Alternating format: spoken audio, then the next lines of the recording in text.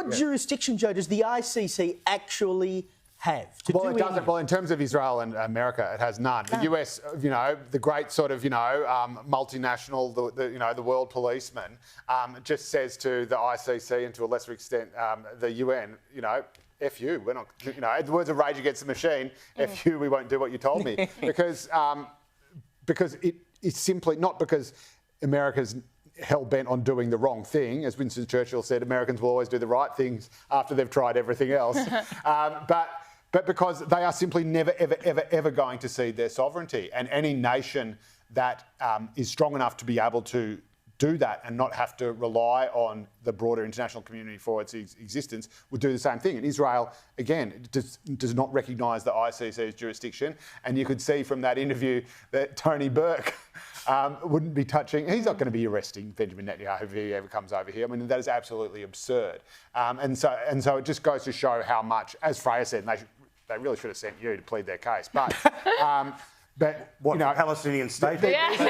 I think she just argued for the existence of a Palestinian state. No, I can get to that. Like Freya, I also shouldn't be a country unless there's a chance to go after. I also support a two-state solution. So there's a foot in both. The question is, would Tony Burke give Netanyahu a visa?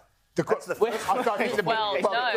Would Netanyahu ever even want to come here? And again, no, he's not going to. And he's not going to be travelling. Actually, this decision is pretty sad. This decision shrinks Netanyahu's world, and you have all these lefties bragging about that and how great it is that he can't handle it. But in fact, that is obviously a terrible thing, because if you want someone to behave more by international norms, then the last thing you want to do is to have them surrounded by the very people who are already leading them down this path, which is, the even more far-right parties that he's forced to form a coalition with. He's already got an axe over his head in terms of the charges and corruption allegations against him that he's basically keeps having to make himself Prime Minister sort of almost in perpetuity so he can avoid. And so it's like backing a wounded animal into a corner.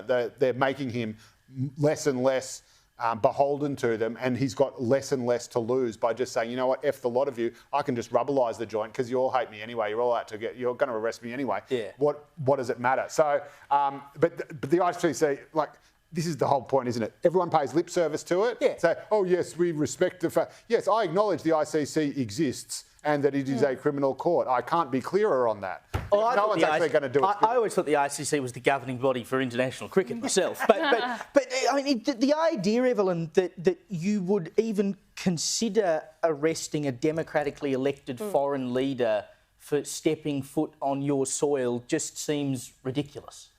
Yeah, look, it's definitely dangerous territory when you're talking about democratically elected, politicians. I honestly think that it's all smoke and mirrors.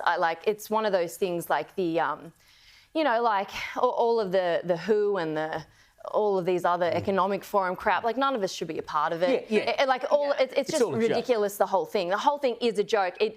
Law should be black and white. It should be objective. It should be impartial. There's no grey areas of law. That's what law is. It's very analytical. And so, but it feels like these sorts of organisations or these international things where, this globalistic type thing is more based on ideology than objectiveness.